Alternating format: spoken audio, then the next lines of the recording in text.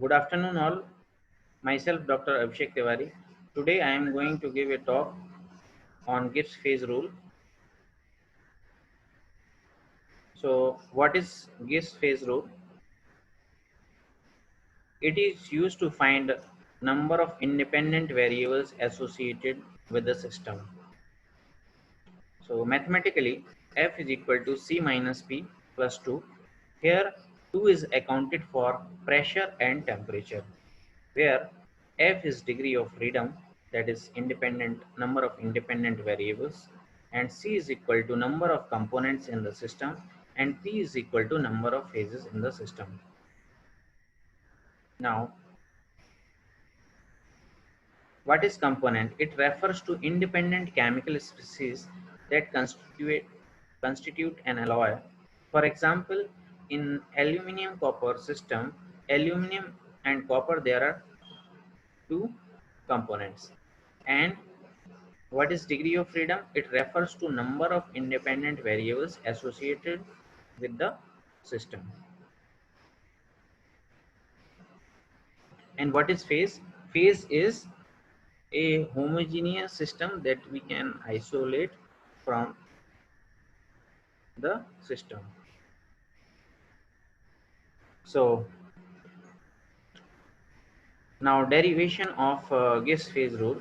So let us say we have two component system A and B having phases alpha and beta. So what will be the total number of variables in a system? That will be equal to number of composition variables plus number of external variables. So what are the external variables? We have two external variables, pressure and temperature. So this number 2 is accounted for pressure and temperature. Okay. And composition variables. So how we determine composition variable? That will be equal to number of phases multiplied by number of components. For example, liquid giving you alpha plus beta, so it has percentage composition A, percentage composition B in alpha, percentage composition of A in alpha, percentage composition of B in alpha, and so on. So these are the composition variables P into C. Now, actual number of variables will be equal to P into C minus 1 plus 2. Why so? Because, for example, if we have two component system, so if we know the composition of A, then we automatically know composition of other component. Fine. Similarly, if we know the component in an n component system, if we know the composition of n minus 1 phases, then if we know the composition of n minus 1 components in a phase, then we know the composition of nth component in a phase. So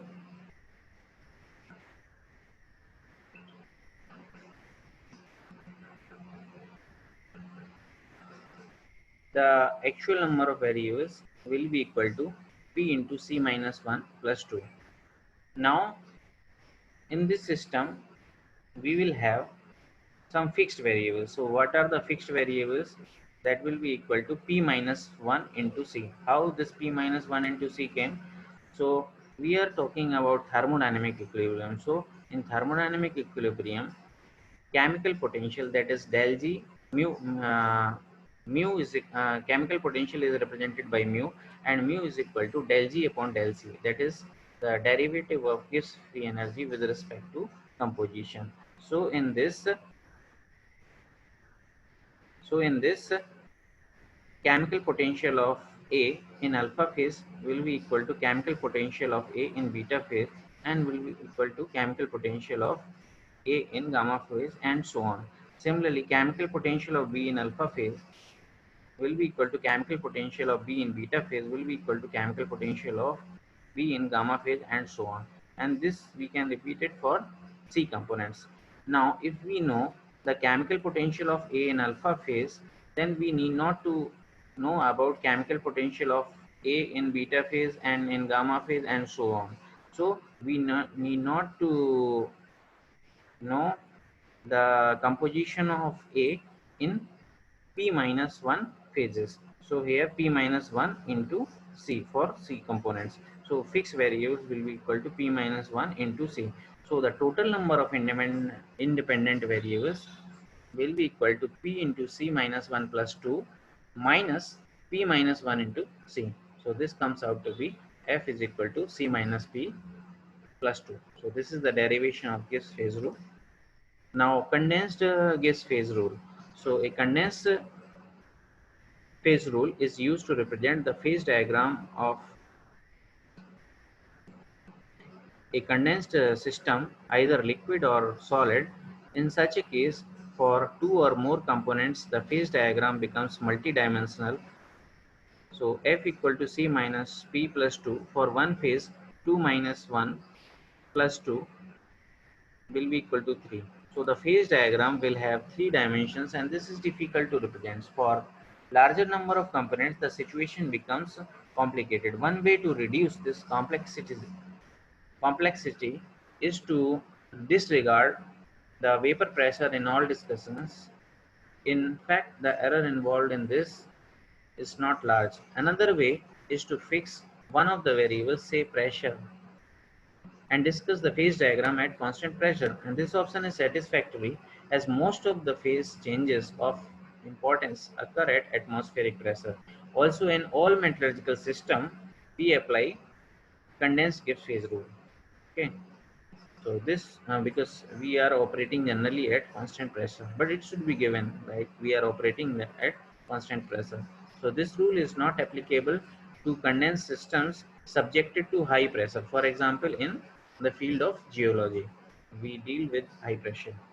So this phase rule is called condensed phase rule. F is equal to C minus P plus 1 when pressure is constant. Now we will discuss some gate questions. So this is a very typical question in gate. CaCO3 dissociates in a closed system according to the reaction CaCO3 solid decomposing into CaO plus CO2. Assuming the reaction is in thermodynamic equilibrium, we have to determine degree of freedom for the system. So since the reaction is in thermodynamic equilibrium, we can apply Gibbs phase rule. F is equal to C minus P plus 2. Now here, number of components C is equal to 2 and not 3. Be careful here. Why it is 2 component system and not 3? As the number of constraints are 3, namely CaCO3, CaO and CO2. It's because there are 3 components, but these substances are not independent as required by definition of the component. CaCO3 is really equivalent to CaO plus CO2. The 2 components may be taken as CO and CO2 so that the composition of calcium carbonate can be represented as XCaO plus XCO2 and that of calcium oxide as YCaO plus 0 CO2, while that of carbon dioxide gas is 0 CaO plus Z CO2. This can also be represented that the two component system here can also be represented in terms of CaCO3 and CO2. So one to represent CO2, we can write it as ZCaCO3 minus ZCaO. So the actual nature of the components is not important. It is their number that is significant, and this should always be same for a given system if the components are chosen properly. And number of phases is P is equal to CaCO3, CaO and CO2. So F will be equal to C minus P plus 2. So that will be equal to 2 minus 3 plus 2 is equal to 1. We can also calculate in this number of components as total number of constituents minus number of independent reaction minus number of independent restrictive equations. So in this this is governed by one equation, so we can write number of components is equal to 3 minus 1 minus 0 is equal to 2. So number of components can be calculated this way also. So f will be equal to 2 minus 3 plus 2 will be equal to 1. So degree of freedom here is 1. That means that if temperature is specified, pressure is also fixed. That means pressure of CO2 is fixed. If P is specified, then temperature is fixed. In some books, the solution for this is given wrong, and the degree of freedom in that is given as 0, but it is because they have taken condensed phase rule. But in this equation actually pressure is not constant, so we cannot say that degree of freedom is 0. So the correct answer is degree of freedom is 1.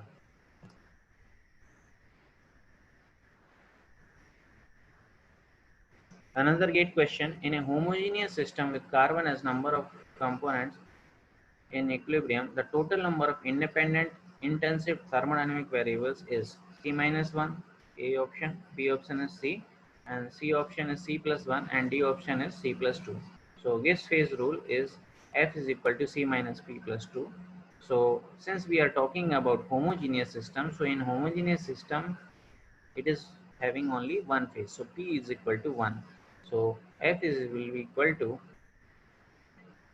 C minus 1 plus 2, that will be equal to C plus 1. So the correct answer is C.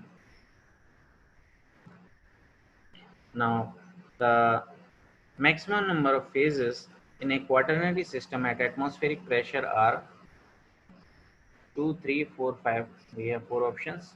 So Gibbs phase rule, F is equal to C minus P plus 2.